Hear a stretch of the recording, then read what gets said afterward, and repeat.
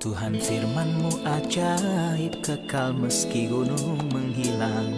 Tiada huruf yang gagal, tak terpatahkan siasat. Hidup seperti-Mu ya Allah, lebih dari emas. Aku bersaksi kitab-Mu, kitab yang suci. Terdengarkan firman-Mu, hibur hati yang duka. Terangilah langkahku kemanapun ku pergi. Biarkanlah firman-Mu berkuasa atasku. Ubahkanku, bebaskanku, ku mau menyenangkan-Mu. Tuhan firman-Mu ajaib, kekal meski gunungnya. Ubah dan bebaskan aku, mau menyenangkan-Mu. Salam jumpa pemirsa terkasih, saya menyambut Anda sekalian dimanapun Anda berada dalam episode terbaru program studi harian kita, Semua Kitab Suci. Di mana kita mempelajari semua kitab dalam Alkitab, dari kitab Kejadian hingga Wahyu. Dalam studi ini kita sudah sampai di kitab 2 Samuel pasal 2 dan 3. Dan untuk memulai, izinkan saya untuk menyambut para tamu kehormatan. Dr. Moheb Nasif, selamat datang. Selamat datang. Dr. Fayez Fuad, selamat datang. Selamat datang. Juga para hadirin yang telah bergabung bersama kami di studio, selamat datang. Dr. Fayez, di awal pasal 2, setelah ini bertanyalah Daud kepada Tuhan, katanya, apakah aku harus pergi ke salah satu kota di Yehuda? Firman Tuhan kepadanya, pergilah. Lalu kata Daud, kemana aku pergi? Firman-Nya, ke Hebron. Setelah ini, apa yang dimaksud dengan ini? Peristiwa-peristiwa apakah yang terjadi sebelum ini?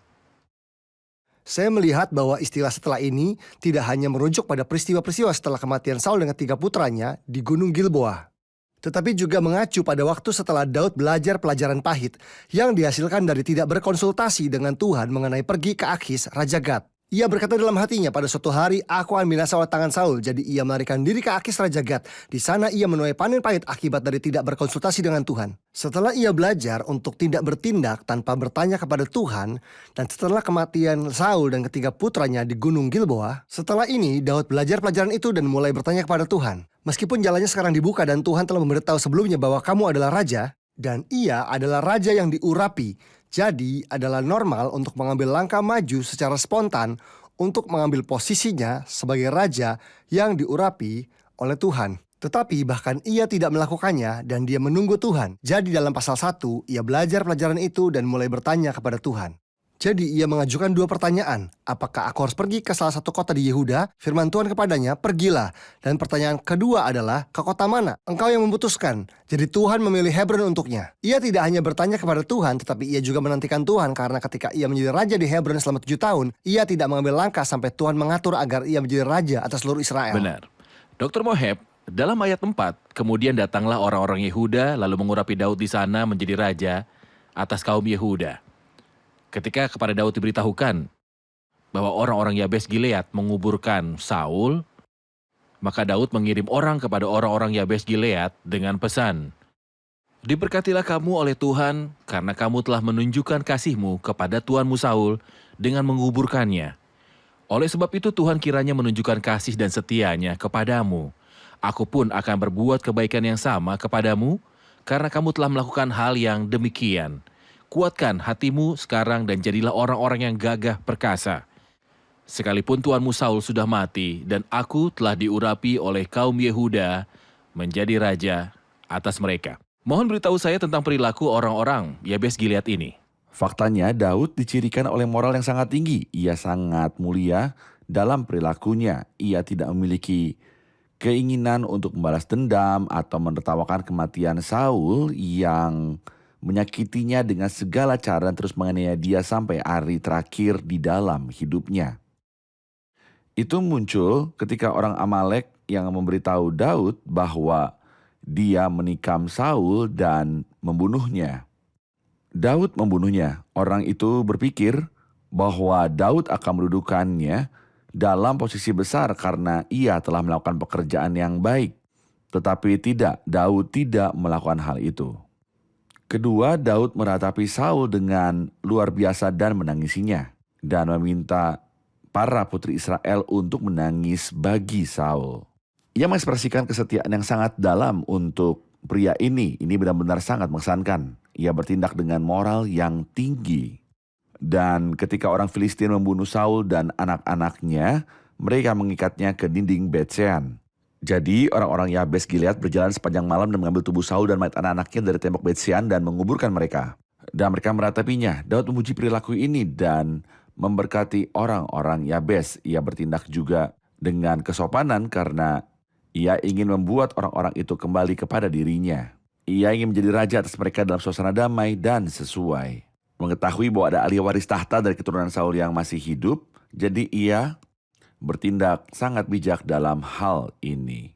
Baik, kita akan rehat sejenak dan kembali untuk menjawab pertanyaan hadirin. Pemirsa terkasih, kita akan bertemu kembali setelah rehat. Jika Anda memiliki pertanyaan, tuliskan dan kirimkan ke alamat yang akan muncul selama rehat. Sampai jumpa setelah rehat. Bebaskanku, ku mau menyenangkanmu. Tuhan firman-Mu ajaib, kekal meski gunung. Ubah dan bebaskan aku, mau menyenangkanmu.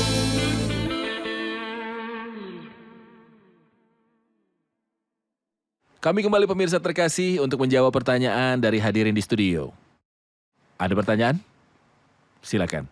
Dalam 2 Samuel 2 ayat 8 tertulis Isi-Boset tidak mati dan ia berasal dari keluarga Saul. Tetapi dalam 1 Tawarik 10 ayat 6 tertulis bahwa mereka semua sudah mati. Tolong Ya, jelaskan. tepatnya dia mati atau tidak? Dalam pasal 31, kita memahami bahwa mereka yang mati adalah mereka yang bersama Saul dalam perang. Jadi, Saul ketiga anaknya, pembawa senjatanya, dan seluruh tentaranya sama-sama mati. Tetapi mereka yang tidak pergi berperang tentu saja tidak mati. Jadi Isi-Boset tidak mati. Setelah itu kita tahu bahwa ia memiliki seorang cucu, putra Yonatan. Namanya adalah Mefiboset. Ia juga tidak mati. Jadi semua putranya berarti semua orang dari keluarganya yang pergi berperang bersamanya. Yang pergi bersamanya berperang. Pergi berperang. Baik, Dr. Moheb, dalam ayat 8, Abner bin Ner, Panglima Saul, telah mengambil Isi-Boset, anak Saul, dan membawanya ke Mahanaim, serta menjadikannya raja atas Gilead, atas orang Asyuri, atas Israel, atas Efraim, dan atas Benyamin, bahkan atas seluruh Israel. Isi-Boset bin Saul berumur 40 tahun pada waktu ia menjadi raja atas Israel, dan ia memerintah 2 tahun lamanya. Hanyalah kaum Yehuda yang mengikuti Daud. Dan lamanya Daud memerintah di Hebron atas kaum Yehuda adalah 7 tahun dan 6 bulan. Saya ingin komentar Anda tentang perilaku Abner. Pada faktanya perilaku ini sangat serius dan akan mengarah pada perpecahan kerajaan. Dan sayangnya, itu terjadi setelah bertahun-tahun kerajaan itu terpecah, tetapi di sini retakan besar akan terjadi di antara suku-suku. Suku Yehuda memiliki Daud sebagai raja di Hebron, sementara Abner, panglima tertinggi tentara Saul, yang masih setia kepada keluarga Saul, mengambil Isi-Boset, anak Saul, dan menjadikannya raja atas suku-suku lainnya. Seandainya situasinya berlanjut seperti itu akan menjadi perang saudara dan kerajaannya akan terpecah belah. Itu sangat berbahaya. Itu sangat berbahaya. Apa yang terjadi setelah itu, Dr. Faiz? Bahkan situasinya diserahkan kepada panglima kedua pasukan, Yoab panglima tentara Daud dan Abner panglima tentara Saul, dan jelas bahwa keduanya sangat egois. Mereka hanya memikirkan urusan mereka sendiri dan tidak peduli dengan umat Tuhan atau kepentingan Tuhan. Jadi, mereka berkumpul dan menentang satu sama lain. Mereka menyarankan untuk membawa 12 orang tentara Daud dan juga 12 orang tentara dari Saul, dan membiarkan mereka berperang satu sama lain. Itu seperti gulat banteng atau gulat gladiator. Sesuatu hanya untuk hiburan atau untuk menunjukkan kekuatan dan siapa yang lebih terampil dalam bertarung. Sayangnya, 12 orang itu membunuh 12 orang lainnya, 24 tentara, pedang masing-masing melawan yang lainnya. Setelah 24 orang tewas, 12 orang dari tentara Daud dan 12 orang dari tentara Saul, nada balas dendam dan intensitasnya menjadi semakin tinggi. Jadi, perang dimulai dan banyak orang yang jatuh mati. 19 orang lainnya dari tentara Daud dan begitu banyak dari tentara Saul. Lalu, ada juga kematian pria lain bernama Asahel, saudara Yoab. Dan Yoab menyimpan dendamnya di hatinya dan tidak berhenti sampai ia membunuh Abner. Jadi, itu adalah perang saudara. Umat Tuhan seharusnya tidak membutuhkan hal ini jika mereka lebih bijaksana dari ini. Saya juga punya pertanyaan. Kita tahu bahwa ini adalah perang saudara. Diketahui bahwa ada perang antar bangsa, tetapi ada perang di antara bangsa yaitu perang saudara. Dan ini adalah umat Tuhan. Di antara siapa perang ini terjadi? Pada tingkat praktik rohani, bagaimana kita dapat menghindari perang rohani atau perang saudara di antara tim yang sama yang disebut umat Allah, orang-orang percaya yang dikasihi, anggota-anggota tubuh Kristus yang ada di dunia ini? Saya ingin tahu langkah-langkah praktis untuk menghindari pertikaian dan perkelahian. Yang muncul di benak saya adalah Gideon. Ketika beberapa umat Allah berbicara keras dengannya dan akan menimbulkan konflik dengannya, ia bersikap sangat lembut. Saya pikir kutipan kitab Amsal ini berlaku padanya. Jawaban yang lemah lembut meredakan kegeraman, tetapi perkataan yang pedas membangkitkan marah. Ia bertindak sangat bijaksana dan berbicara sangat sedikit. Ia mengatakan kepada mereka beberapa kata seperti, "Kamu lebih baik dariku. Apa yang kamu inginkan akan saya lakukan." Masalahnya pun berakhir. Ketika seseorang berperilaku secara Kristiani. Itu menjaga status tetap dingin. Menjaga diri tetap tenang berarti menunjukkan karakteristik Kristus dalam berurusan dengan manusia, kerendahan hatian, pendudukan diri, dan kelemah lembutan, maka masalah berakhir. Tentu Dr. Moheb Anda memiliki sesuatu untuk ditambahkan. Ya, jika kita kembali ke zaman Abraham dan juga Lot, kita akan menemukan perselisihan antara penggembala Abraham dan penggembala Lot. Tujuan dari ini adalah bahwa setan akan memanfaatkannya untuk menyimpangkan kesaksian mereka di mata orang Kanaan dan para penyembah berhala di sekitar mereka. Orang Kanaan saat itu berada di tanah itu. Tetapi Abraham, orang yang rohani, bijaksana dan cerdas, begitu berhati-hati tentang kesaksian dan keberhasilannya di mata dunia. Jadi ia menanggung kerugian itu dan berkata kepada Lot, "Keponakanku, janganlah ada pertengkaran antara aku dan kamu, kita adalah saudara. Di bumi ini tidak ada hal yang dipertikaikan, terutama perkara-perkara materi. Kita adalah orang asing di sini. Kita adalah umat surgawi, kita di sini untuk menjadi saksi yang berhasil bagi Tuhan. Jangan sampai hal materi merusak kesaksian, kita akan terlihat buruk di mata orang-orang. Tanahnya luas di hadapanmu, pisahkan dirimu dariku. Dan biar kasih terus berlanjut dan kita terus menjadi saudara selalu. Silahkan, kamu milih dan saya akan menerimanya." Itu adalah pribadi yang rohani dan itulah perilaku rohani yang benar, yang peduli dengan kesaksian di mata dunia. Yang membedakan para anggota tubuh Kristus adalah bahwa setiap orang tidak hanya memandang kepada kepentingannya sendiri, tetapi juga untuk kepentingan orang lain. Kita rehat sejenak dan kembali untuk menjawab pertanyaan hadirin. Pemirsa terkasih, kami akan kembali setelah rehat. Bebaskanku, ku mau menyenangkanmu. Tuhan firman-Mu ajaib, kekal seluruhnya.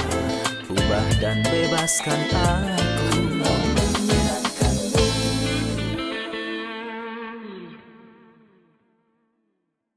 Kami kembali pemirsa terkasih untuk menjawab pertanyaan dari hadirin di studio. Ada pertanyaan? Silakan. Mengapa kejahatan berkali-kali tampaknya lebih kuat dan tampaknya menang? Dan seringkali kita merasa bahwa Tuhan tidak campur tangan, terkadang seakan-akan ia pada dasarnya tidak ada. Maksud Anda bahwa kita melihat perang, konflik, dan perang saudara, seolah-olah kejahatan memegang kendali dalam peristiwa-peristiwa ini? Bahkan kita harus kembali sebelum masuknya dosa ketika Allah menciptakan manusia. Ia menempatkan dalam keadaan yang paling membahagiakan. Ia menciptakan manusia untuk hidup, bukan untuk mati. Untuk hidup bahagia, dan Allah mengelilinginya dengan semua kondisi yang membuktikan bahwa Allah benar-benar mengasihinya dan Allah melakukan segala yang baik kepadanya. Tetapi sayangnya, iblis membujuk wanita itu. Dan dosa masuk ke dalam dunia dan maut melalui dosa. Saya pikir kita tidak dapat menuduh Allah bahwa dia adalah penyebab penderitaan umat manusia atau kesakitan-kesakitan apapun yang kita lihat di sekeliling kita. Pembunuhan, kekerasan, ketidakadilan, pemerkosaan, penindasan, kenajisan, dan korupsi. Allah tidak pernah menjadi bagian dari ini dan ia tidak dapat dituduh bahwa dialah penyebabnya. Bukan saja Allah bukan penyebabnya, tapi apakah ia berdiri jauh dan tidak peduli dengan penderitaan? Saya ingin mengatakan bahwa ia tidak menghentikan kejahatan manusia, tapi ia mengendalikan segalanya untuk memenuhi tujuan-tujuannya yang sempurna. Siapa sumber kejahatan? Si jahat yang adalah iblis. Pembunuh pertama dalam sejarah adalah Kain.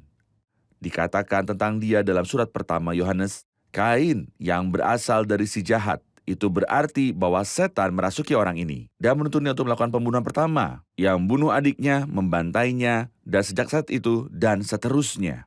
Setan mengendalikan orang jahat dan menuntun mereka pada semua jenis kejahatan. Pembunuhan dan kekerasan. Tuhan tidak jauh dari tempat kejadian itu. Tuhan mengendalikan segalanya dan campur tangan dan mengubah kutuk menjadi berkat. Seringkali ia mengatasi kejahatan dengan kebaikan. Jadi ia tidak menggunakan kuasanya untuk mencegah kejahatan, tetapi ia memakai kejahatan ini dan mencampur peristiwa-peristiwa untuk membiarkan kebaikan keluar dari dalam semua itu. Benar. Ini tidak berarti bahwa kejahatan itu tidak ada harganya atau tidak memiliki konsekuensi. Karena apa yang ditabur orang itu juga yang akan dituainya dan pemerintahan Allah yang benar. Menghukum orang jahat pada waktunya ketika cawan kejahatan menjadi penuh. Tuhan menghakimi orang ini sebagai akibat dari kejahatannya. Tuhan berpanjang sabar kepadanya tapi dia tidak bertobat. Dia tidak berpaling dari cara-caranya yang jahat. Kemalangan akan mematikan orang fasik. Baik. Dr. Fayez, ketika kita beralih ke bab 3, awalnya peperangan antara keluarga Saul dan keluarga Daud berlarut-larut. Daud kian lama kian kuat, sedangkan keluarga Saul kian lama kian lemah. Artinya perang terus berlanjut, tetapi Daud tumbuh semakin kuat dan sementara Bani Saul menjadi lemah. Mohon katakan pada kami tentang konsekuensi perang ini terhadap Daud.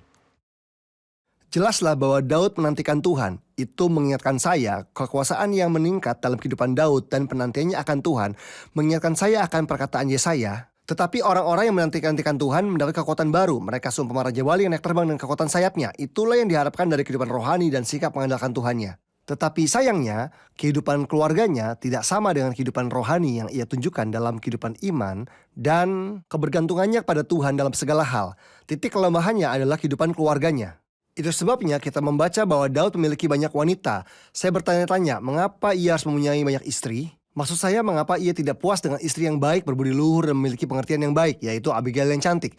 Ia akan menghindari banyak masalah dan kita tidak akan membaca dalam pasal ini tentang 3 orang yang sangat kejam yang menyebabkan penderitaan yang tak tertahankan dalam kehidupan Daud. Kita tidak akan membaca tentang Absalom, putra Maakah, putri Talmai, Raja Gesur, atau setelah itu tentang Tamar, putrinya yang membuat masalah, atau tentang Amnon, si najis, yang melakukan hal buruk kepada adik perempuannya sendiri. Kita juga tidak akan membaca tentang Adonia, si pemberontak yang membuat banyak masalah di masa tua ayahnya. Daud akan terhindar dari semua masalah ini yang merupakan hasil dari tidak mematuhi perintah yang jelas dalam Ulangan 17 ayat 17 bahwa khususnya raja tidak boleh mempunyai banyak perempuan. Sayangnya ia memiliki banyak wanita. Selain itu, saya bertanya-tanya saat Abner, putra Ner si panglima ingin membuat kontrak dengannya untuk menjadikan raja atas seluruh Israel. Daud meminta hal yang sangat aneh yang tidak konsisten dengan martabat Raja Israel. Ia berkata kepadanya, aku menginginkan Mikal putri Saul. Mikal putri Saul pernah menjadi istrimu, tetapi ayahnya mengambilnya dan membuatnya menikahi seseorang bernama Paltiel, putra Lais. Jadi, mengapa engkau mengambilnya dari suaminya? Daud bersikeras akan hal ini. Saya pikir hasilnya sangat memalukan. Izinkan saya mengatakan bahwa ia menabur dalam daging, sehingga sebagai hasilnya, ia juga menuai kecemaran dalam daging. Jadi ia mencapai kemajuan dalam urusan militer, tetapi ia sangat lemah dalam urusan keluarganya. Ya, Dr. Moheb, saya ingin tahu apa yang terjadi setelah kejadian tersebut. Abner setia kepada Isiboset. Dialah yang menjadikannya raja dan ia ada di pihaknya dan juga mendukungnya. Sampai Abner sendiri melakukan sesuatu. Ia pergi menemui selir Saul. Abner yang merupakan panglima tentara Saul. Ia adalah panglima tentara Saul dan ia menjadikan Isiboset putra Saul raja. Dan masih berada di pihak Isiboset anak dari Saul. Ia menghampiri salah satu selir dari Saul dan Isiboset mendengar. Jadi ia menegur Abner dan bertanya kepadanya, mengapa kamu melakukan hal itu? Abner merasa sangat terhina dan berkata kepadanya, aku melakukan semua kebaikan ini kepadamu namun kamu menuntutku hari ini dengan kesalahan mengenai seorang wanita. Oke, mulai sekarang aku tidak akan berada di pihakmu. Kita akan berpisah. Kita akan berpisah.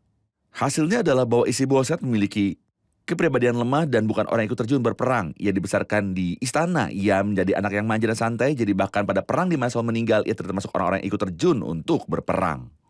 Ia tidak memiliki bobot sama sekali. Kepribadiannya sangat lemah. Abner meninggalkannya. Jadi ia mundur dan perannya untuk memperjuangkan kerajaan telah berakhir.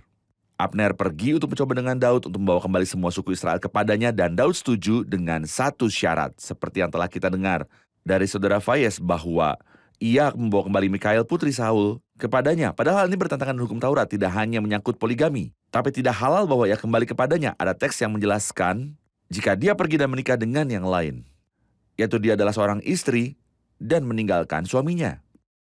Dan menikah dengan yang lain, suami pertamanya tidak memiliki hak untuk mendapatkannya kembali, terutama bahwa wanita ini jahat dan bukan istri yang setia kepada Daud. Jadi Daud melanggar perintah yang jelas yang terdapat dalam kitab Imamat. Hal terakhir adalah bahwa kita melihat bahwa Yoab tidak mengampuni Abner karena ia telah membunuh saudaranya. Jadi dalam kedengkian dan kesengajaan, ia pergi kepadanya di Hebron dan Hebron adalah salah satu kota perlindungan. Ia membawanya langsung keluar dari gerbang. Selama ia berada dalam kota perlindungan, pembalas perumpahan darah seharusnya tidak membalas dendam. Ia berada di tempat perlindungan saat berada di Hebron. Abner tidak seharusnya meninggalkan kota perlindungan sampai ia dihakimi dengan adil, bukan melalui balas dendam langsung dari pembalas penumpahan darah. Tapi ia menariknya keluar dari kota perlindungan dan membawanya diam-diam seolah-olah ia akan memberitahunya sesuatu dan menikamnya dengan pengkhianatan dan membunuhnya. Daud sama sekali tidak memuji tindakan ini, tetapi membuat pemakaman dan menunjukkan sikap yang sangat baik terhadap Abner. Ia meratapinya dan berkata, haruskah Abner mati seperti orang bodoh mati? Saya ingin memperhatikan menambahkan. sesuatu yang sangat aneh. Bagaimana mungkin seseorang seperti Abner, seorang panglima tentara, yang menyebabkan umat Tuhan terlibat dalam perang saudara. Ia mengubah sikapnya hanya untuk masalah pribadi, hanya karena putra Saul bertanya kepadanya, mengapa kamu pergi ke selir ayahku? Jadi, ia mengubah sikapnya dan memutuskan untuk berada di pihak Daud. Maksud saya, para pemimpin dunia sangatlah aneh betapa kita membutuhkan pemimpin yang adil untuk datang dan memperbaiki semuanya. Benar. Sejauh itukah segala keinginan dan motif pribadi seseorang dapat mengendalikan nasib orang lain? Benar. Di luar firman Tuhan, segala keinginan dan nafsu menuntun manusia dan bahkan para pemimpin. Terima kasih banyak. Kita akan rangkum episode ini bersama Terima para kasih. hadirin. Saya ingin tahu komentar Anda tentang apa yang Daud lakukan dengan orang-orang Yabesh Gilead. Kita melihat betapa mulianya sikapnya terhadap Saul. Bukan hanya karena ia tidak memiliki perasaan buruk terhadap Saul, tetapi lebih dari itu, ia membunuh orang yang merupakan penyebab kematian Saul. Dan saat orang Yabesh Gilead menghormati Saul dengan menguburkannya, Daud berterima kasih kepada mereka atas sikap mulia mereka. Benar. Apa kegawatan dari tindakan Abner ketika ia mengambil Isi-Boset dan menjadikannya raja? Tentu saja ada perpecahan dalam kerajaan karena pada saat yang sama suku Yehuda menjadikan Daud sebagai raja, putra Saul juga naik. Ini membuat celah dalam perpecahan begitu menyedihkan karena ini menuntun kepada perang saudara dan banyak darah tertumpah di antara umat Allah yang ada di sana saat itu. Baik, terima kasih, Tuhan memberkati. Terima kasih para hamba Tuhan. Kita akan lanjutkan diskusi di episode selanjutnya.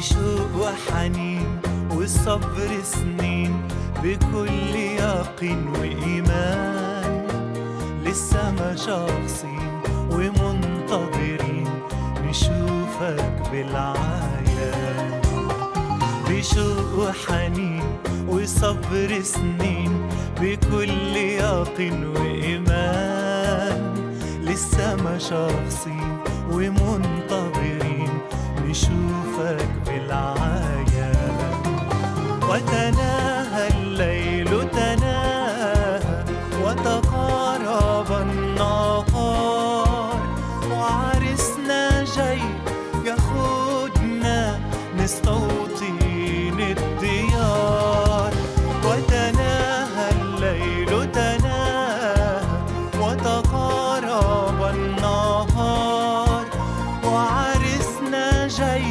ياخدنا نستوطن الديار يا غربة خلاص دارت الأيام نهار ده مش هيعود بنت العلامات هانت الصعوبات محلى اليوم الموعود. يا غربة خلاص دارت الأيام نهار ده مش هيعود. بنت العلامات هانت الصعوبات محلى اليوم الموعود. وتناهى الليل تناهى وتقارب النهار وعرسنا جاي ياخدنا مستوطن الديار. وتناهى الليل تناهى وتقارب النهار وعرسنا جاي ياخدنا مستوطن الديار.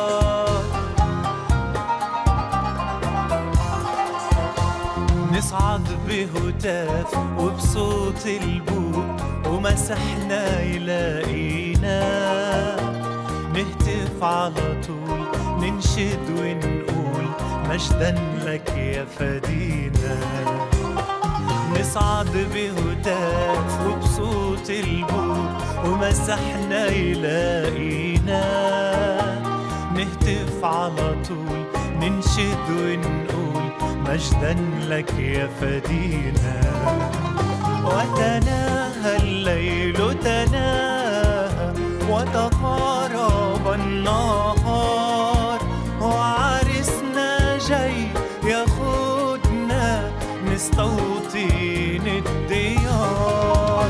وتناهى الليل تناهى وتقارب النهار وعرسنا جاي ياخدنا مستوطن الديار.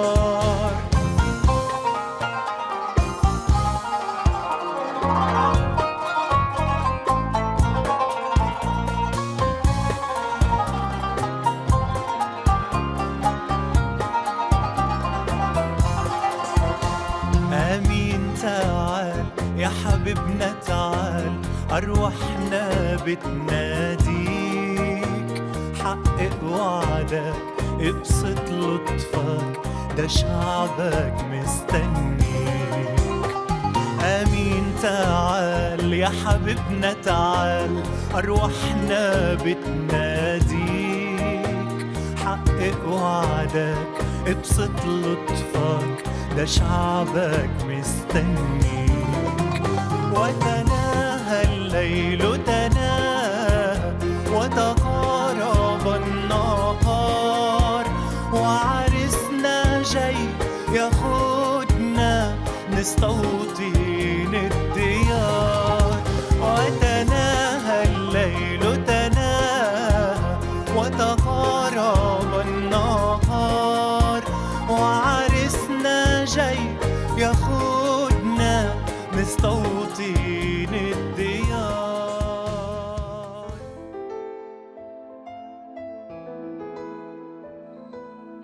Tuhan firman-Mu ajaib kekal meski gunung menghilang. Tiada huruf yang gagal tak terpatahkan sia-sia. Hidup seperti-Mu ya Allah lebih dari emas. Aku bersaksi kitab-Mu, kitab yang suci. Terdengarkan firman-Mu, hibur hati yang duka. Terangilah langkahku kemanapun ku pergi. Biarkanlah firman-Mu berkuasa atasku. Ubahkanku, bebaskanku, ku mau menyenangkan-Mu. Tuhan firman-Mu ajaib, ubah dan bebaskan aku.